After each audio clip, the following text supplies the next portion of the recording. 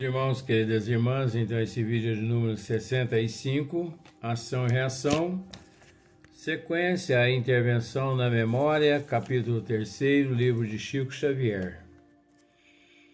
Então, nesse exato momento, voltando umas 3 linhas, esse paciente, depois que ele acordou desse estado de sonambulismo, ele começa descrevendo o que ele havia feito na existência anterior. Fui um homem rico e tido por honesto. O dinheiro granjeou-me considerações sociais e privilégios públicos que a política destruiu. Com todos aqueles que se fazem vencedores no mundo, quantos milhões de pessoas se fazem vencedores no mundo graças ao dinheiro.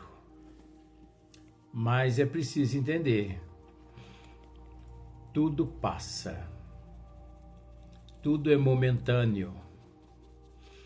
80, 90, 100 anos no corpo físico, e aquele que fez por merecer retorna à pátria espiritual aureolado de luz. Aquele que não fez por merecer, obviamente, ele para naquelas regiões as quais, enquanto no corpo físico, ele fez por merecer parar lá. Esta é a realidade. Então vemos atualmente na Terra 2025 quantos milhões de seres num estado total de cegueira, de ignorância, de orgulho, de inveja, de ciúme. Aquelas pessoas que não perdoam, que não toleram, aquelas pessoas que não abdicam, que não renunciam, aquelas pessoas fanáticas, aquelas pessoas materialistas, apegadas a bens materiais, a cargos, a funções, apegados aos postos de serviço, apegado às fazendas. Nós conhecemos seres mesmo no Brasil que possuem mais de 20 fazendas. Pois bem, desencarnou, as 20 fazendas, o que ele construiu em 87 anos de idade, o filho dele destruiu em 2 anos. Por que o filho destruiu em 2 anos? Porque uma que não foi o filho que trabalhou, que suou a camisa para conquistar. O filho não se formou para administrador de empresas. Por isso ele não tinha conhecimento nenhum de negócios. E com isso ele teve que contratar mercenários que visavam lucros em cima dele. Com 2 anos, as 20 fazendas foram reduzidas para menos de um sítio. E este senhor, o proprietário, primeiro, o que conquistou essas 20 fazendas, ele ainda se encontra nas regiões umbralina em sofrimento. Por quê? Porque naquela época, para conseguir-se terras, havia necessidade de um fazendeiro brigar contra outro, principalmente na região do Mato Grosso, na região de Rondônia, do Acre, do Pará e por aí em diante. E por esse motivo, o fazendeiro que tinha maior número de capangas, esse saía vitorioso. Era o caso desse senhor que nós estamos dizendo. E por esse motivo, quantas pessoas foram mortas e enterradas nas valas feitas pelas máquinas responsáveis por gradear as terras, para plantar capim, para criar os gados. Esse senhor, ele não matou 10 pessoas, 20, 30, 40, 50. Esse senhor, ele teve a oportunidade, juntamente com os jagunços dele, de matar aproximadamente umas 200 pessoas naquela época. Aí você pode me dizer, mas você está fazendo uma acusação. Não, não estamos fazendo acusação nenhuma.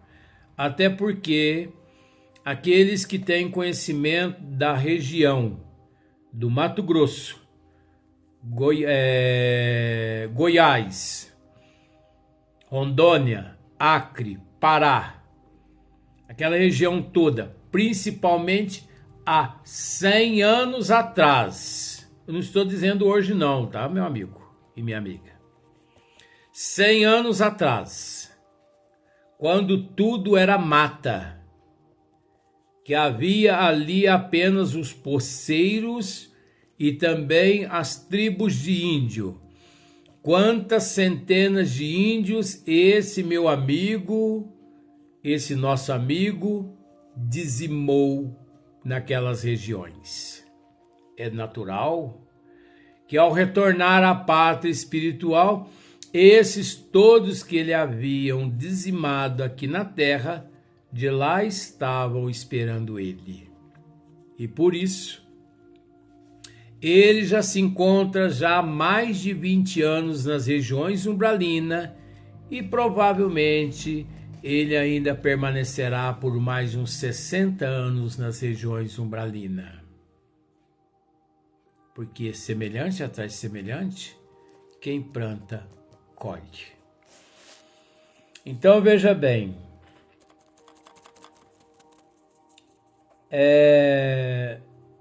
pela sagacidade, pela inteligência, de quando em quando recordava meu crime. Então, de vez em quando, ele recordava o crime que ele havia cometido. Nuvem constante a sombrear-me a consciência, mas em companhia de Alzira, a esposa inolvidável, procurava distrações e passeios que me tomassem a atenção. Nunca pude ser feliz. Quando meu filho se fez jovem, minha mulher adoeceu gravemente, e da febre que a devorou por muitas semanas, passou à loucura. Então observe bem. Ele não só havia matado os 2 irmãos para ficar com aquilo que era dos irmãos como sendo dele. Ele casa, tem um filho, a mulher dele adoece e a mulher dele passou à loucura, com a qual se afogou no mesmo lago. Ela se afogou no mesmo lago. A loucura. Numa noite de horror, viúvo, perguntava a mim mesmo se não estava sendo joguete do fantasma de minhas vítimas, Entretanto, temia todas as referências em torno da morte e busquei simplesmente gozar a fortuna que era bem minha. Então, já que a esposa havia morrido afogada também no mesmo lago onde os irmãos haviam se sucumbido, ele, procurou gozar a fortuna que era bem dele. O infeliz entregou-se à larga pausa de repouso diante de nossa expectativa, continuando logo após. Ai de mim, porém, tão logo cerrei os olhos físicos. Aqui ele desencarnou no corpo físico. Diante do sepulcro, não me valeram as preces pagas, porque ele pagava diariamente, ou semanalmente, ou mensalmente, ou quinzenalmente, na igreja, ele pagava orações, porque ele sabia, porque nós sabemos que o inferno e o paraíso encontram-se dentro do nosso eu. E por esse motivo, nós sabemos no íntimo o que nos espera, o que nos aguarda. Nós sabemos. Por isso, todo aquele que traz a consciência pesada, ele sabe o que o aguarda. Ele sabe. Por isso, aqueles que andam em dia com os dízimos, justamente temerosos do que poderá acontecer com eles assim que eles cerrarem os olhos nos corpos físicos. Porque meus irmãos que eu supunha mortos se fizeram visíveis à minha frente. Quando ele desencarna, ele vê à sua frente os teus irmãos, aqueles que eles supunham ter morrido. Mas ele se equivocou. Ali eles estavam à frente dele, mais vivo do que antes. Transformados em vingadores, ladearam meu túmulo, atiraram meu crime em rosto,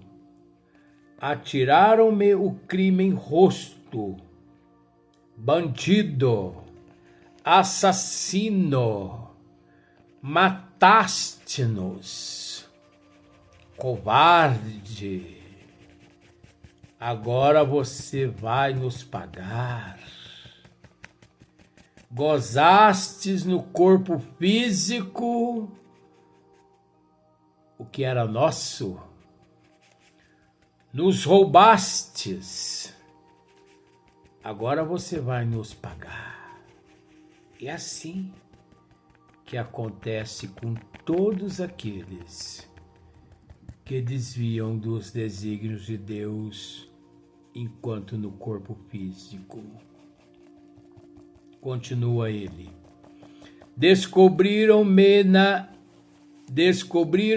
de impropérios e flagelaram-me sem compaixão, até que talvez cansados de me espancarem, conduziram-me à tenebrosa furna. Essa história, ela é magnífica, porque conforme já dissemos aos telespectadores, não leia as obras com a intenção de estudar a história alheia dos outros. Estude as obras com a intenção de estudar a tua história. Porque aqui é você amanhã. Se hoje você não fizer por ser melhor que ontem, amanhã melhor que hoje, acontecerá com você amanhã do mesmo jeito que esse nosso irmão aqui se encontra. E outro item. É bom que isso aqui aconteça, porque quantos milhões de espíritos, de seres que desencarnam ou que morrem no corpo físico, e que muitos familiares dizem assim: descansou. Neste momento encontram-se nos braços de Maria. Nos braços de Maria? Ou nos braços das trevas? Ou nos braços dos obsessores? Porque muitos veem a cara, mas não vê o coração. Muitos vê a cara, mas não vê a moral, o caráter e a índole. E a índole, a moral e o caráter é aquilo que o espírito traz com ele às dimensões espirituais, à erraticidade. Pois os bens materiais no corpo físico, na terra física, tudo permanecem. Cobriram-me de impropérios e flagelaram-me sem compaixão, até que talvez, cansados me de espancarem, conduziram-me a tenebrosas furnas, onde fui conduzida ao pesadelo em que me encontro. Em meu pensamento, vejo apenas o barco no crepúsculo sinistro. Olha a consciência de culpa. Esse indivíduo, a um passo da licantropia e da zoantropia, aqui nesse instante se encontra devido à consciência de culpa pesada. Ouvindo os brados de minhas vítimas que soluçam e gargalham estranhamente, ai de mim, estou presa à terrível embarcação, sem que me possa desvencilhar. Quem me fará dormir ou morrer? Quem? Quem me fará dormir ou morrer? Como se o término da confissão lhe trouxesse algum consolo, arrojou-se o doente à enorme apatia. Drus enxugou-lhe o pranto, dirigiu-lhe palavras de consolo e carinho e recomendou ao assistente recolhê-lo à enfermaria especializada e em seguida falou-nos pensativo: Drus, agora já sabemos o necessário para estabelecer um ponto de partida na tarefa assistencial. Tornaremos ao caso em momento oportuno. E acrescentou cismático, depois de longa pausa, que Jesus nos ampare. Não nos foi possível, contudo, aditar observações, porque um mensageiro vinha comunicar a um instrutor que uma caravana de recém-desencarnados estavam prestes a chegar e acompanhamos-lo ao serviço que ele nos nomeou como sendo tarefa de inspeção. O próximo capítulo Alguns recém-desencarnado, capítulo 4. Mas vejamos. A história desse irmão é a nossa história.